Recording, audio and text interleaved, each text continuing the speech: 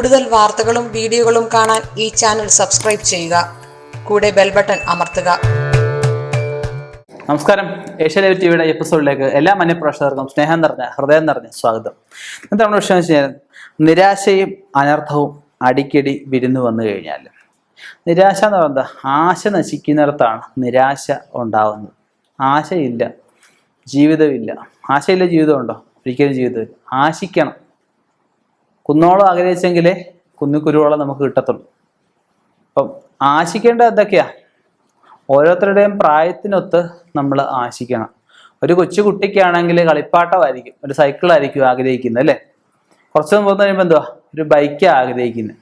കുറച്ച് മുമ്പ് കഴിയുമ്പം ഒരു വിവാഹം കഴിക്കണം, അല്ലെങ്കിൽ ഒരു നല്ല ജോലി കിട്ടണം, അല്ലെങ്കിൽ ഒരു കാറ് വാങ്ങിക്കണം, ഒരു ഭവനം വേണം, ഒരു വസ്തു വേണം, നല്ല മൊബൈൽ വേണം. അങ്ങനെ പല ചിന്തകളാണ് ഉണ്ടാകുന്നത്.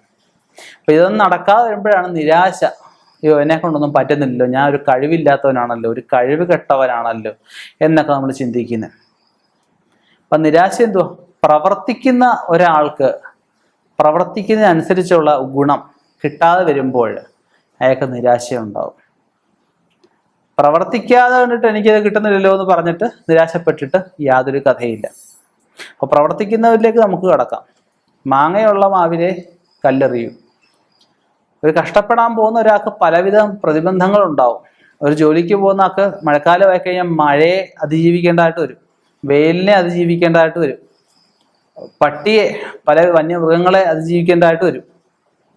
റോഡിലെ ഗട്ടർ, അവിടെ ചില മേലുദ്യോഗസ്ഥരെ വായിക്കുന്നത് കേൾക്കണം, സമയബന്ധിതമായിട്ട് കാര്യങ്ങൾ ചെയ്തു തീർക്കണം. ഇങ്ങനെയൊക്കെ ചെയ്യുമ്പോഴേ മാസാവസാനം ശമ്പളം കൈ കിട്ടത്തുള്ളൂ, അല്ലേ? കഷ്ടപ്പെടുന്നതിന് ധാരാളം പ്രതിബന്ധങ്ങളുണ്ടാവും.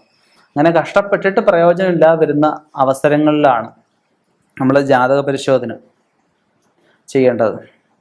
കഷ്ടപ്പെടുന്നതിന് പ്രയോജനം കിട്ടുന്നില്ല, അനർത്ഥങ്ങൾ വീട്ടിലുണ്ടാവുക. നമ്മൾ വീട്ടിലോട്ട് ഇത്രയും കഷ്ടപ്പെട്ടിട്ട് കയറുമ്പോൾ സന്താനങ്ങൾ പരസ്പരം അങ്ങ് അടിവെക്കുക. അവിടെ ഇതിനകത്തേക്കും ഭാര്യയെ അമ്മയും കൂടെ അങ്ങ് വഴക്കാം. അതുപോലെ തന്നെ അനിയനുമായിട്ട് അനാവശ്യമായിട്ട് വഴക്കുണ്ടാവുക. ചെന്ന് കയറുമ്പോഴേ അയൽക്കാരുമായിട്ട് പ്രശ്നം ഉണ്ടാവുക. നമ്മൾ നട്ടു വളർത്തിയ വിളകളൊക്കെ കാര്യമില്ലാത്ത തരത്ത് അങ്ങ് ഉണങ്ങിപ്പോവുക. പോകുമ്പോഴേ ചെറിയ ചെറിയ ചെന്ന് കയറുമ്പോഴേ കൈ ചതവ്, ഒടിവ്, മുറിവുകൾ വീട്ടിലുണ്ടാവുക. ഒരാൾക്ക് അസുഖങ്ങൾ വരുന്ന അവസരങ്ങൾ വരിക. മരുന്ന് ശരീരത്തിൽ പിടിക്കാതെ വരുന്ന അവസരങ്ങൾ വരിക. ദിവസവും സുഖതം ക്ഷയിക്കുക, സമ്പത്ത് ക്ഷയിക്കുക, ഐശ്വര്യം ക്ഷയിക്കുക, ഇതൊക്കെ വരിക. എല്ലായ്പ്പോഴും ഇത് കുടുംബദോഷങ്ങൾ കൊണ്ട് മാത്രം ആയിക്കോളും നിർബന്ധമില്ല. ജാതകദോഷങ്ങൾ കൊണ്ടും വരാം.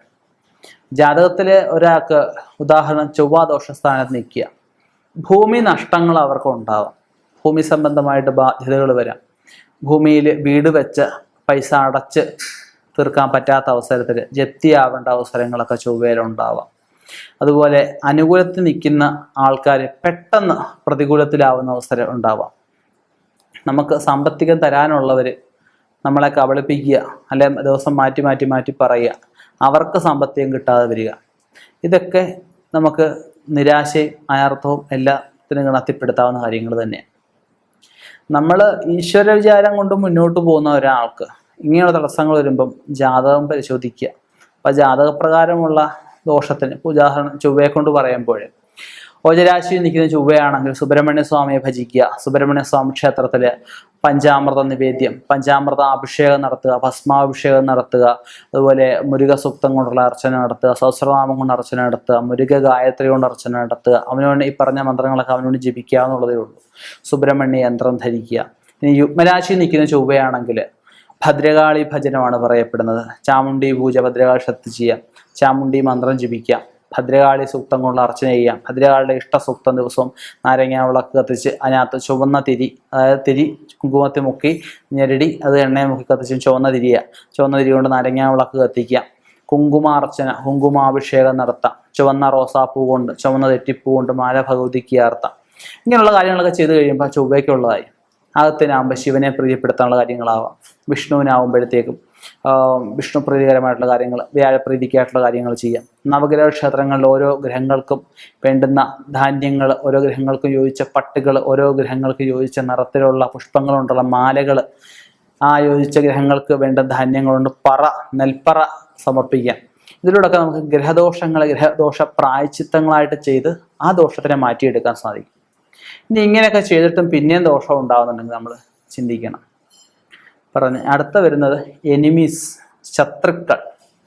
ശത്രുക്കൾ എന്ന് വെച്ച് കഴിഞ്ഞാൽ ഇന്ന് മിക്ക ആൾക്കാരെ പ്രശ്നം വെക്കാൻ വരുമ്പോൾ കോമൺ ആയിട്ട് അവരുടെ പ്രശ്നത്തിൽ കാണുന്ന ഒരു അവസ്ഥയാണ് ശത്രുദോഷം എന്ന് പറഞ്ഞു കഴിഞ്ഞാൽ. സർവ്വകാര്യങ്ങളിലും ബ്ലോക്ക്, സർവ്വകാര്യങ്ങളിലും വിഘ്നങ്ങൾ ഉണ്ടാവുക, ചിന്തിക്കുന്ന ഒരു കാര്യവും നടക്കുന്നില്ല, വിപരീതമായിട്ടുള്ള കാര്യങ്ങൾ നടക്കുന്ന അവസ്ഥ. കാര്യമില്ലാത്ത കാര്യത്തിന് ഭാര്യ പിണങ്ങിയ ഭാര്യ വീട്ടിൽ പോയി നിൽക്കുക, അവർ ഡിവോഴ്സ് കേസിന് കൊടുക്കുക, പിന്നീട് തർക്കങ്ങൾ ധാരാളം ഉണ്ടാവുക, ഓഫീസിൽ സസ്പെൻഷൻ ആവുക, ഡിസ്മിസ് ആവുക, നമുക്കിഷ്ടമുള്ള സ്ഥലത്തേക്ക് നമുക്ക് സ്ഥലമാറ്റം, ഡീപ്രമോഷൻ ആവുക, പ്രൊമോഷന് വരും ഡീപ്രമോഷൻ ആവുക. ഇങ്ങനെയുള്ള പല കാര്യങ്ങളും ശത്രുദോഷം കൊണ്ട് വന്നു ചേരാൻ പറ്റും. ചില ദോഷങ്ങൾക്ക് ചെറിയ വഴിപാടുകളുണ്ട്. ഒരു നാരങ്ങാമാല കെട്ടി അമ്പലത്തിൽ ഭദ്രാക്ഷരത്തിൽ കൊടുക്കുക. ചിലപ്പം ഒരു കുങ്കുമാഭിഷേകം ചെയ്താൽ മതിയാവുന്നുണ്ട്. ചിലപ്പം ഒരു മഹാക്ഷേത്രങ്ങളിൽ വെടി വഴിപാട് 108 വെടി അല്ല 51 വെടി വെച്ചാൽ മാറുന്നതുണ്ട്. ചില ക്ഷേത്രങ്ങൾ എന്ന് വെച്ച് കഴിഞ്ഞാൽ ഈ മുറുക്കാന് പടുക്കൊക്കെ വെച്ച് കഴിഞ്ഞാൽ മാറുന്ന വിഷയങ്ങളുണ്ട്. അപ്പം ഇങ്ങനെയുള്ള എന്തുതരം വിഷയമായാലും നിരാശയും അനർത്ഥവും ഒരുപോലെ വന്നു കഴിഞ്ഞാൽ അടിക്കടി നമുക്ക് വിരുന്ന് വരിക. നമ്മുടെ വീട്ടിലേക്ക് അടിക്കടി അനർത്ഥവും നിരാശയും മാത്രമായിട്ട് വന്നു കഴിഞ്ഞാൽ ചിന്തിക്കണം, അത് പരിഹരിക്കണം, പരിഹരിച്ച് മുന്നോട്ട് പോകണം. തീർച്ചയായിട്ടും ഐശ്വര്യമുള്ളൊരു ജീവിതം ഉണ്ടാവുന്നതേ ഉള്ളൂ, ഉണ്ടാക്കിയെടുക്കാവുന്നുള്ളതേ ഉള്ളൂ. ആ സത്യം മനസ്സിലാക്കുക. ഇനിയും ഇതുപോലെയുള്ള വ്യത്യസ്തമായ വിഷയങ്ങളുമായി കണ്ടുമുട്ടാം. നിർത്തുന്നു. നന്ദി, നമസ്കാരം.